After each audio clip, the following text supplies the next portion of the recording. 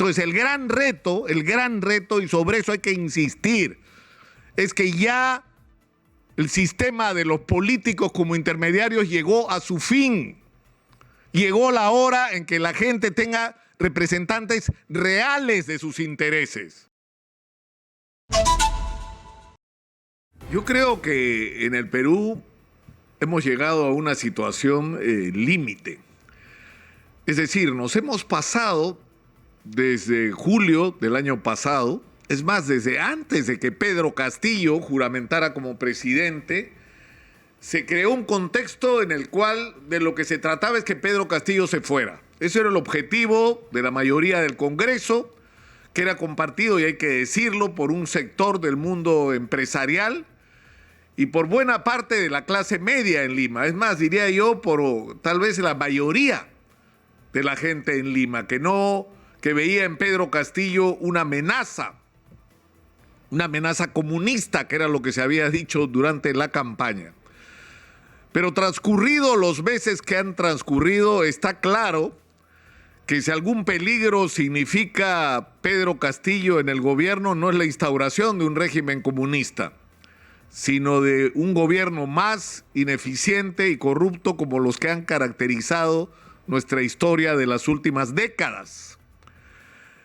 Y que esto ha producido esta permanente confrontación alrededor del tema de la vacancia presidencial, que además no llega y que ha resultado decepcionante para quienes asistían masivamente a marchas, sobre todo en la ciudad de Lima, absolutamente convencidos de varias cosas: de que en el Perú había habido un fraude electoral, es decir, que les habían robado la elección, que en realidad había ganado Keiko, sin que esto, dicho sea de paso, y hay que reiterarlo, sea respaldado por ningún observador internacional. No digo por ningún observador serio, por ningún observador internacional, por ningún gobierno del mundo, por ninguna institución que en otras circunstancias, como en el caso de la OEA, han sido muy severos con respecto al desarrollo de los procesos electorales donde no se ha respetado la voluntad de la gente. Pero en fin, un sector muy importante de la población está convencido hasta el día de hoy, que le robaron la elección y que en realidad la ganó Keiko. Y para esto ha trabajado, por supuesto, los llamados grandes medios de comunicación en crear esa imagen, ¿no es cierto? Y a esto se ha sumado luego la campaña sistemática que, como ya describí, tenía por objeto vacar un presidente porque era una amenaza de llevar al país al abismo de Venezuela, al comunismo, a las expropiaciones, a la estatización de la economía, al retroceso de todo lo avanzado en términos económicos, es decir, a la instauración de un régimen comunista en el Perú. Y esto es lo que hemos vivido a lo largo de los últimos meses, y decía, provocó que gente saliera a las calles con la expectativa de que esa vacancia iba a ocurrir y no alcanzaban los votos para la vacancia. Y esto ha ido decepcionando a la gente, incluso a estos sectores en el mundo empresarial que pensaban que estaba amenazado el futuro de todo aquello que se había conquistado hasta ahora en términos de libertad económica y de crecimiento y de apertura a la inversión, y que vieron con sus propios ojos cómo esto se agotaba y que Castillo seguía donde estaba. Y el problema es que a esto se ha sumado un ingrediente adicional, que es la aparición de Antauro Humala. Como en el juego este de niños de nadie sabe para quién trabaja, resulta que si cae Castillo y se tiene que ir la señora Dina Boluarte, constitucionalmente se tiene que ir también al Congreso. Porque esos que sueñan con que se va a ir Castillo y se va a quedar un presidente nombrado al Congreso, lo que están haciendo es exactamente lo que digo, están soñando, eso no va a ocurrir. Si se va Castillo, se van a ir todos. Eso es lo que va a pasar. Porque hacia eso va a empujar además la corriente social y no solamente lo que dice el texto constitucional. ¿Y quién va a ser el beneficiario? ¿Qué pasaría en el Perú si se adelantan las elecciones y la próxima semana se convoca elecciones presidenciales? Díganme ustedes. ¿Por quién votarían los sectores desesperados de este país, indignados, molestos, decepcionados, cuyas necesidades no han sido atendidas, que tienen una imagen de la clase política que es la peor que pueda haber, que le han perdido fe a todos y que están buscando desesperadamente a alguien que les diga algo en quien creer, y aparece este hombre, ¿no?, que dice cualquier cosa que él piensa que a la gente le gusta oír y que amenaza con fusilar a todo el mundo y estatizar la economía y engañar a la gente diciéndole que eso va a mejorar la vida de los peruanos, y que pretende que nos olvidemos de cómo dejó el país el gobierno militar de Velasco Alvarado, proponiéndose cosas que había que hacer en el Perú, porque hay montones de cosas que Velasco se propuso para hacer que había que hacer, pero las hizo todas mal. Ese es el problema, lo hizo todo mal. Si no, miren la reforma agraria, una de las principales causas de la catástrofe económica de la que hasta ahora no nos recuperamos. O el problema de la desindustrialización en el Perú, ¿cuándo empezó? Pero en fin, eso es otro tema. Pero a lo que voy es que estamos enfrentados a una situación donde hay una enorme incertidumbre. Y esta tiene que ver, y yo creo que las elecciones del día domingo van a ser, del domingo 2 de octubre, van a ser una señal en la misma dirección. En la misma dirección, que es la dirección de la práctica desaparición de los partidos políticos. César Acuña, que había logrado construir un movimiento nacional muy importante con presencia en el Parlamento, está peleando para no perder la región de donde salió, que fue La Libertad, y para no pasar a una segunda vuelta. O sea, en esa situación está uno de los partidos que se había articulado, más allá de todos los defectos que uno puede encontrarle, pero había logrado articular un partido a nivel nacional. Y ahora está enfrentado a la defensa de su primer bastión, que es La Libertad. Y es probable que pierda municipios y provincias que hasta hace poco eran bastiones también de Alianza para el Progreso. Y eso está pasando con todos los partidos. ¿Dónde están los partidos en este proceso electoral? ¿Cuántos municipios y gobiernos regionales van a ganar los partidos de izquierda? ¿Cuántos va a ganar Acción Popular? ¿Cuántos Fuerza Popular? Porque es más, en aquellos lugares donde están presentando candidatos, los candidatos no tienen, son prácticamente invitados al partido.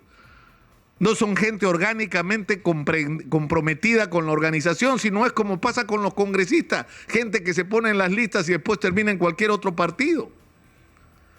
Entonces, el gran problema del Perú, una vez más, no es la desesperación por buscar salidas inmediatas que nos pueden llevar a cualquier lado. Lo importante es que las cosas no se pongan peor que como ya están. Que en el Perú se hagan las cosas indispensables que hay que hacer en materia de seguridad, de activación económica, de recuperación de confianza en la inversión, para lo cual es indispensable un entendimiento entre el Congreso de la República y el Ejecutivo. Pero esas son las cosas mínimas de sobrevivencia que hay que hacer para no perder lo que hemos avanzado y para mejorar en algo aquellas cosas que se han hecho tan mal en el Perú, como la inversión en educación, en salud pública, en infraestructura. Pero eso no es suficiente. O sea, somos el país de las oportunidades. Nosotros tenemos lo que nunca tuvieron países como Corea, por ejemplo, y que se convirtieron en unos monstruos de abastecimiento de casi todo en el mundo, de lo que consumimos y de lo que hace 60 años nosotros producíamos. Artefactos eléctricos, automóviles, eso se hacía en el Perú, lo dejamos de hacer. ¿Y qué tienen ellos? Ellos no tienen las materias primas que nosotros tenemos, ellos no tienen la riqueza que nosotros tenemos, ni el agua, ni la historia para mostrar como patrimonio y como destino turístico. Nosotros tenemos todo junto. Tenemos, es decir, riqueza marina, tenemos agua, tenemos petróleo, tenemos gas, tenemos minerales que son los que el mundo quiere, tenemos historia. Tenemos monumentos, tenemos paisajes extraordinarios, tenemos Amazonía, tenemos playas, tenemos todo lo que el mundo quisiera tener junto en un solo país. Y lo que hemos tenido es una cadena de incapaces y de corruptos que nos han hecho perder una tras otra las oportunidades. Entonces, el gran reto, y sobre eso hay que insistir, es que ya el sistema de los políticos como intermediarios llegó a su fin. Llegó la hora en que la gente tenga representantes reales de sus intereses.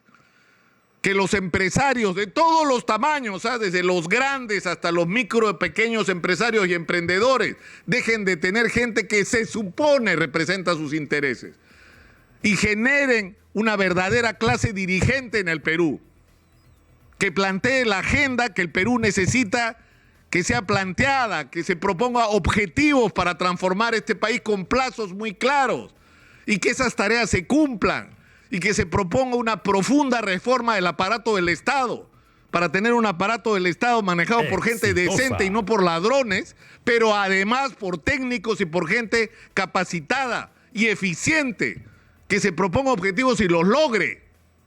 No solamente que no nos robe, sino que haga lo que hay que hacer, pero para eso no solamente hay que saber lo que hay que hacer en el corto plazo, sino saber a dónde vamos como país, en qué vamos a usar la enorme riqueza que ya tenemos y podríamos multiplicar proveniente de la minería para invertir en aquello que nos va a permitir desarrollarnos como país y ser parte en algún momento más lejano de lo que muchos creen, más cercano, perdón, de lo que muchos creen de ser parte del primer mundo.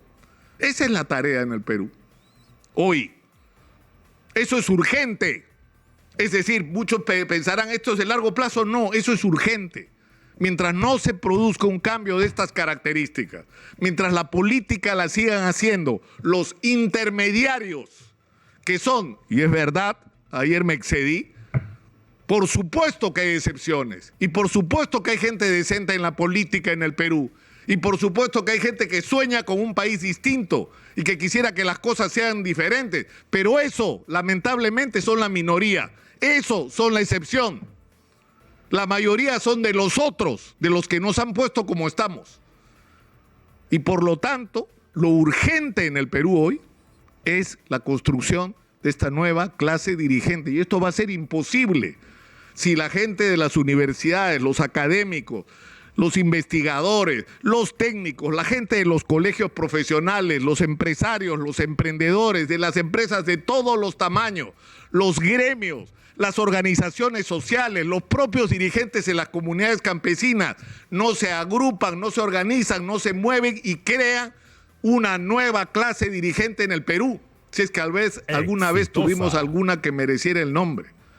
Eso es urgente en el Perú y en eso cada uno, desde donde esté, tiene que ponerse a trabajar acá. Acá, nuestro compromiso es abrir el espacio para que este milagro, que parece imposible, pero que en octubre todo puede pasar, se realice. Por lo menos vamos a abrir el espacio para hacer el esfuerzo y que eso ocurra. Cada uno en lo suyo y nosotros haremos, por supuesto, lo nuestro.